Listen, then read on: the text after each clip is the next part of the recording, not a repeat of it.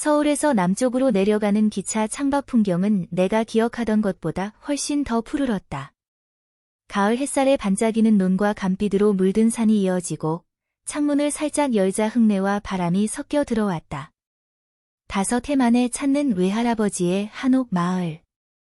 도시의 바쁜 일상에서 잠시 벗어나 마음을 쉬게 해줄 완벽한 핑계였다.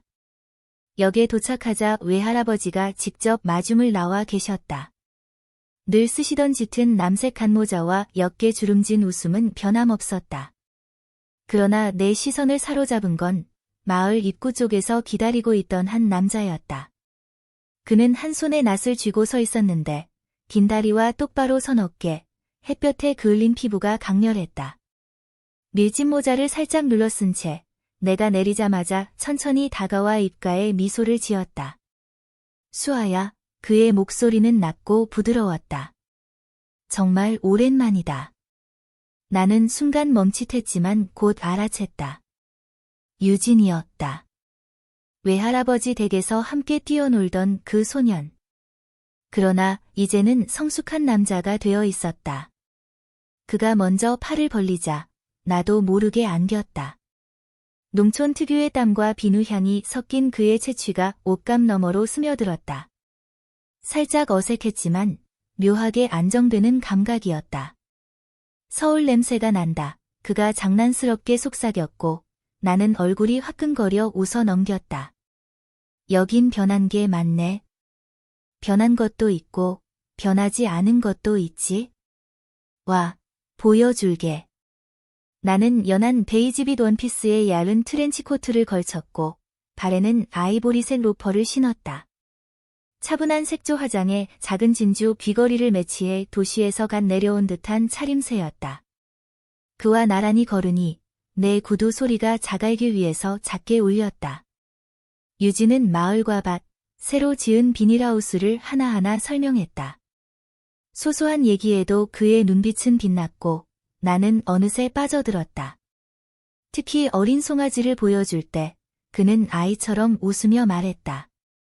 얘는 별이야. 아직 젖을 떼지 못해서 항상 어미 곁에 있어. 나는 손끝으로 살짝 송아지의 머리를 쓰다듬었다.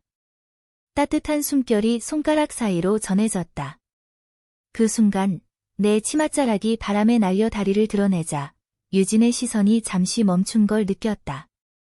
서둘러 손으로 치마를 누르며 웃어 보였다. 바람이 장난치네. 응. 바람 탓이지. 그의 뒤끝이 붉게 물든 게 보였다. 해가 저물 무렵 마을 언덕에 올랐다.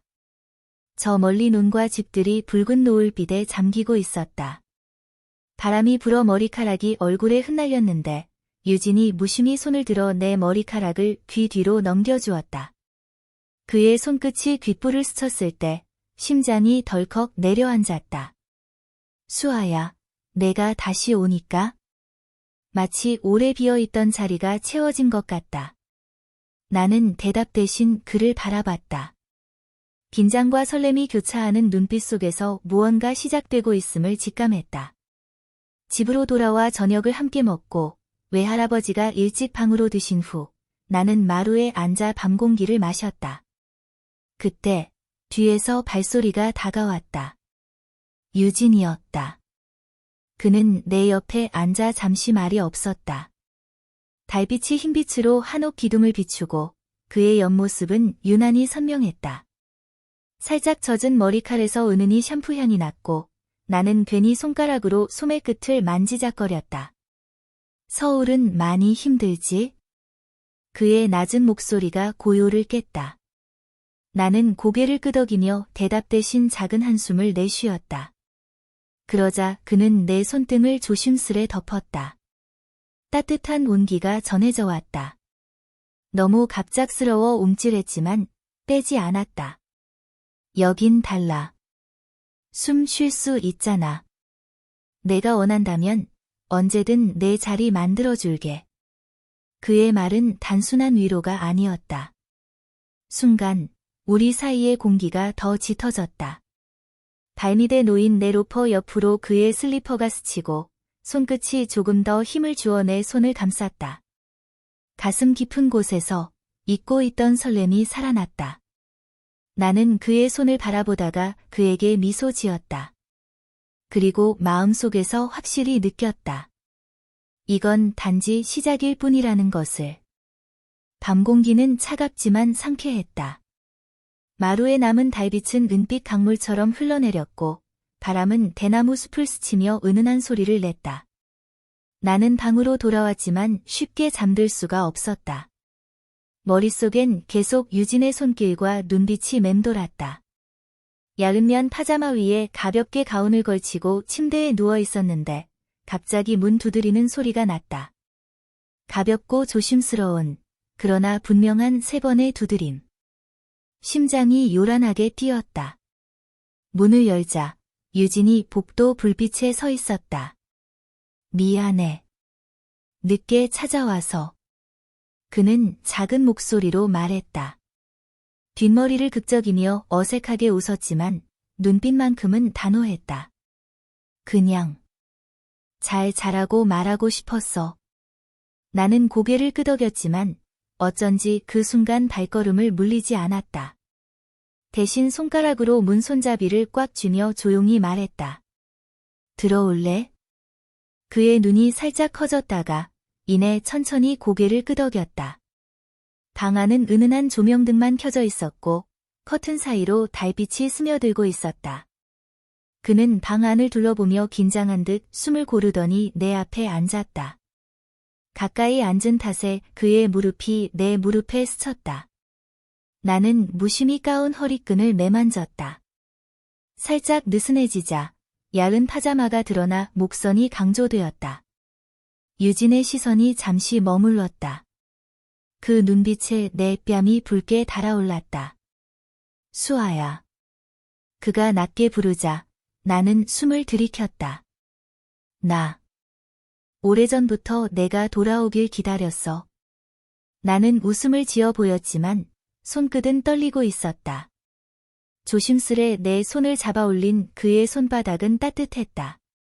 그리고 아주 천천히 내 손등에 입술을 스쳤다. 그 부드러운 감촉은 놀랍도록 진지했고 동시에 위험할 만큼 달콤했다. 내 안에서 뭔가 무너져 내리듯 나는 그를 똑바로 바라봤다. 그리고 속삭였다. 유진아. 나도 모르겠어. 하지만 지금 이렇게 있는 게 좋아. 그는 미소를 지으며 내 뺨에 손을 올렸다.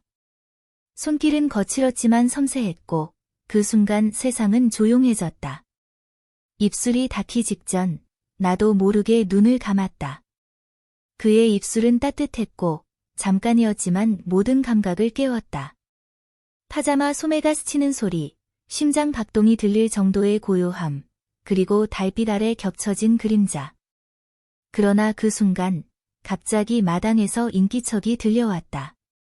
멀리서 누군가 기침을 하는 소리였다. 우리는 동시에 몸을 굳혔다. 심장이 터질 듯 요동쳤다. 나는 황급히 몸을 떼고 가운을 여몄다. 유진도 숨을 몰아쉬며 이마를 손바닥으로 문질렀다. 방 안엔 아직 그의 채취가 남아 있었다. 미안해. 그가 낮게 중얼거렸다. 너를 놀라게 하고 싶진 않았어. 하지만 더는 감출 수가 없었어. 나는 천천히 고개를 저었다. 아니야. 놀라지 않았어. 그냥 너무 빨라서. 잠시 침묵이 흘렀다. 그 침묵 속에서도 우리의 시선은 서로를 놓지 않았다. 그는 자리에서 일어나 문가로 향했지만 문을 열기 전 내게 속삭였다. 내일 새벽에 뒷산으로 가자. 보여주고 싶은 게 있어. 그가 나간 뒤에도 나는 한참 동안 가슴을 진정시키지 못했다. 창밖의 대숲이 바람에 흔들리며 부딪히는 소리는 마치 내 심장의 고동과 섞여 울리는 듯했다. 그날 밤 나는 거의 뜬 눈으로 새벽을 맞았다. 새벽 공기는 차갑게 서늘했지만 동시에 상쾌했다. 눈을 간신히 붙이다가 유진과의 약속이 떠올라 서둘러 자리에서 일어났다. 야은 흰색 블라우스에 남색 카디건을 걸치고 발에는 낮은 굽이 달린 단정한 앵클부츠를 신었다. 머리는 느슨하게 묶고 작은 은빛 머리핀으로 고정했다. 거울 속에 나는 도시 여자였지만 어쩐지 농촌의 풍경에 스며들고 싶다는 욕심이 있었다. 마당에 나서자 유진이 기다리고 있었다. 검은 티셔츠에 얇은 바람막이 점퍼, 그리고 청바지. 손에는 등산용 배낭을 들고 있었다. 그의 머리칼은 이슬에 살짝 젖어 있었고 그 모습만으로도 가슴이 두근거렸다. 일찍 일어났네. 그가 웃으며 말했다. 내가 깨울까 봐 조마조마했는데. 괜찮아. 오늘은 왠지 눈이 저절로 떠졌어. 내가 웃으며 대답하자 그는 고개를 끄덕이며 손짓했다. 그럼 가자. 우리는 함께 뒷산으로 향했다. 좁은 오솔길을 따라 오르자 풀잎 위 이슬이 부츠 끝에 맺혔다. 그의 보폭은 크고 안정적이었지만 나는 조금 뒤처지기 일쑤였다. 그럴 때마다 그는 자연스럽게 손을 내밀어 내 팔꿈치를 살짝 받쳐주곤 했다. 그 작은 접촉이 오히려 더 큰 떨림을 안겨주었다. 길은 점점 가팔라졌고 산 정상에 가까워질수록 새벽 하늘은 연한 분홍빛으로 물들기 시작했다. 숨이 가빠지자 나는 카디건을 벗어 배낭 위에 걸쳤다. 얇은 블라우스가 바람에 달라붙어 몸선이 드러났는데 유진의 눈이 잠시 멈춘 걸 나는 놓치지 않았다. 괜찮아? 힘들면 쉬어도 돼. 그가 물었지만 나는 고개를 저으며 오히려 미소 지었다. 아니, 이 풍경 보려고 올라온 거잖아. 끝까지 갈래. 드디어 정상에 도착했을 때 앞에 펼쳐진 광경은 숨이 멎을 만큼 아름다웠다. 산 아래로 마을이 아침 안개에 잠겨 있었고 멀리 논밭이 물결처럼 이어졌다. 붉고 금빛이 섞인 해가 천천히 솟아오르며 모든 것을 비추었다. 나는 감탄하며 두 팔을 벌리고 바람을 맞았다. 그 순간 발밑이 살짝 흔들리며 중심을 잃었는데 유진이 재빠르게 내 허리를 잡아주었다. 갑작스런 밀착에 심장이 요동쳤다. 그의 손바닥이 허리 곡선을 따라 단단히 붙잡고 있었고 나도 모르게 그 품에 몸을 기댔다. 괜찮아? 그가 속삭이자 숨소리가 귓가를 간지렸다. 나는 고개를 끄덕였지만 시선은 그의 입술에 멈췄다. 순간 눈이 마주쳤고 두 사람 사이 공기가 뜨겁게 일렁였다. 그러나 이번에는 그가 먼저 숨을 고르며 손을 천천히 떼었다. 미안. 순간적으로. 아니야. 나는 빠르게 말을 잘랐다. 고마워. 아니었으면 크게 넘어질 뻔했어. 잠시 어색한 침묵이 흐른 뒤 그는 배낭에서 작은 보온병을 꺼냈다. 이럴 줄 알고 준비했지. 따뜻한 유자차야. 컵에 따라 건네주는 그의 손길은 조심스럽고 섬세했다. 나는 그 따뜻한 향과 맛에 입술을 적셨다. 그리고 무심히 컵을 돌려주며 그의 손가락을 스쳤다. 둘 다 아무 말이 없었지만 손끝의 감각이 오래도록 남아 있었다. 내려오는 길에 우리는 별다른 대화를 나누지 않았다. 대신 잔잔한 침묵 속에서도 서로의 존재가 더 크게 느껴졌다. 발걸음이 닿을 때마다, 손이 스칠 때마다, 눈길이 마주칠 때마다 설명할 수 없는 떨림이 더해졌다. 마을로 돌아왔을 때 이미 해는 높이 떠 있었다. 마당에서 기다리던 외할아버지가 우리를 보며 환하게 웃었다. 두 사람, 아침 산행을 했구먼. 정겹네. 나는 괜히 웃으며 머리핀을 고쳐 꽂았다. 하지만 유진은 살짝 고개를 숙여 웃을 뿐, 눈빛은 여전히 나에게 머물러 있었다. 그리고 나는 확신했다. 이건 단순한 추억의 재회가 아니다. 무언가 깊고 위험한 감정이 이미 우리 사이에 자리 잡고 있었다. 점심 무렵, 마을은 분주해졌다. 외할아버지는 마당에서 이웃들과 모여 가을 수확 이야기를 나누고 아이들의 웃음소리가 골목을 가득 메웠다. 나는 얇은 크림색 블라우스에 청록색 주름 치마를 입고 발에는 광택이 나는 검정 플랫 슈즈를 신었다. 머리에는 은빛 머리핀 대신 작은 비녀를 꽂아 한껏 단정하게 꾸몄다. 거울 속의 모습은 전통과 현대가 섞인 듯 어울려 나 스스로도 낯설게 느껴졌다. 마당 한편에서 유진은 장작을 패고 있었다. 땀에 젖은 그의 티셔츠가 몸에 달라붙어 근육선이 드러났다.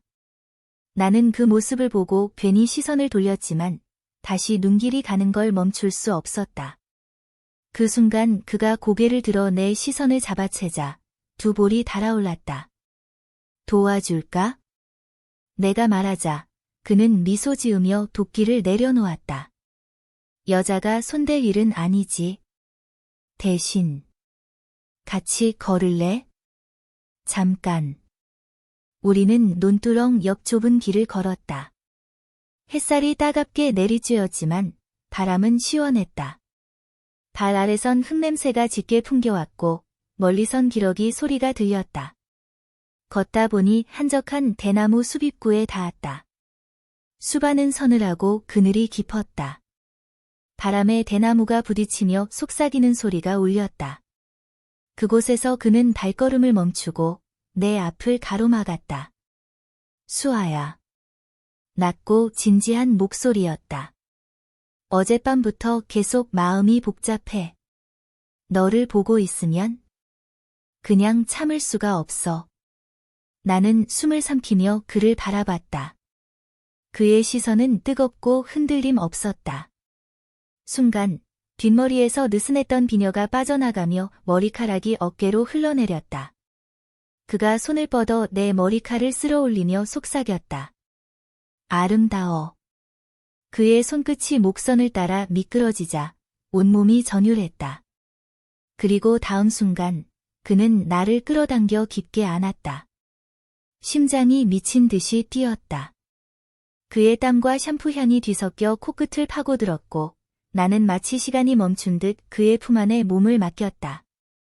유진. 내가 조심스레 부르자 그는 대답 대신 내 손을 잡아 자기 가슴 위에 올렸다. 빠르게 뛰는 심장이 그대로 느껴졌다. 이게 지금 내 마음이야. 우리 입술은 닿을 듯 말 듯 가까워졌다. 숨결이 섞이고 대나무 사이로 스며든 빛이 얼굴을 스쳤다. 나는 눈을 감으려는 순간 유진아.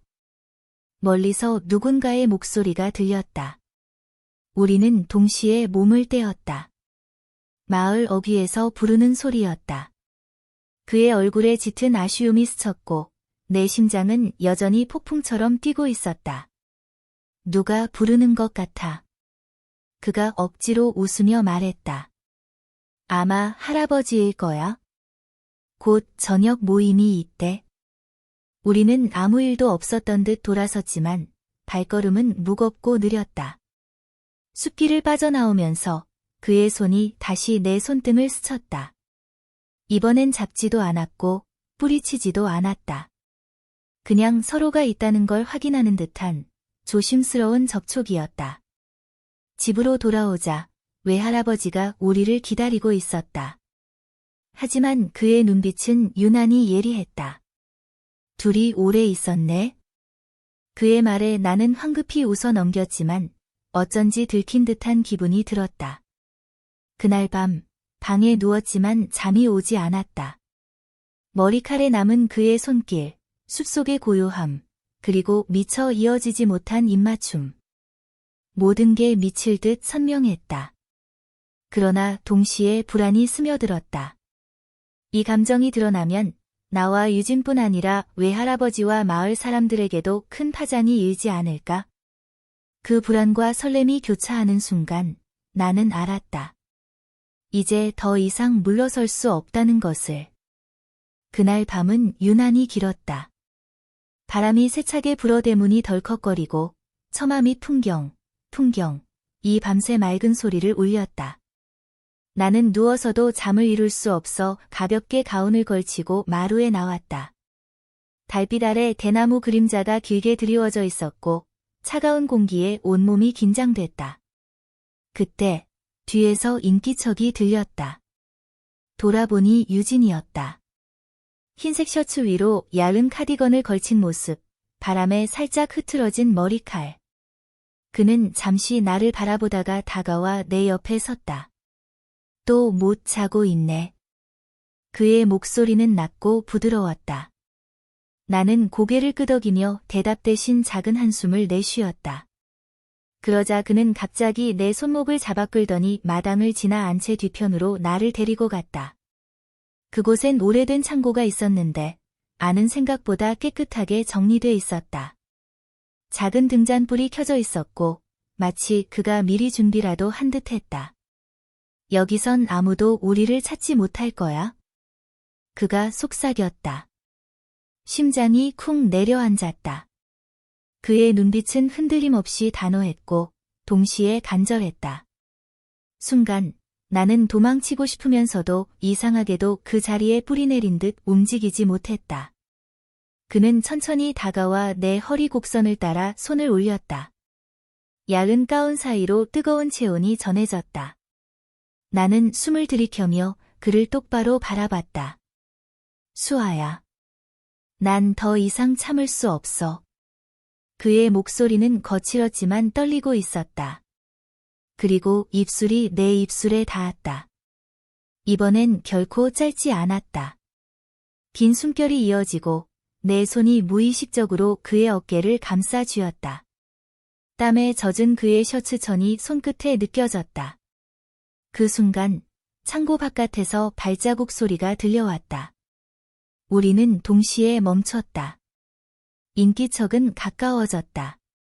분명 외할아버지의 걸음걸이였다. 수아. 유진. 낮고 묵직한 목소리가 창고 앞에서 울렸다. 나는 얼굴이 하얗게 질렸다. 유진도 숨을 죽이며 내 손을 꽉 쥐었다. 밖에서는 등잔불의 빛이 새어나오는 걸 분명히 보고 있을 터였다. 여기 있구나. 문고리가 천천히 움직였다. 그 순간 유진은 내 귀에 속삭였다. 걱정 마, 내가 지킬게. 문이 열리려는 찰나 등잔불이 갑자기 꺼졌다. 깜깜한 어둠 속에서 심장 소리만이 귓가를 가득 메웠다.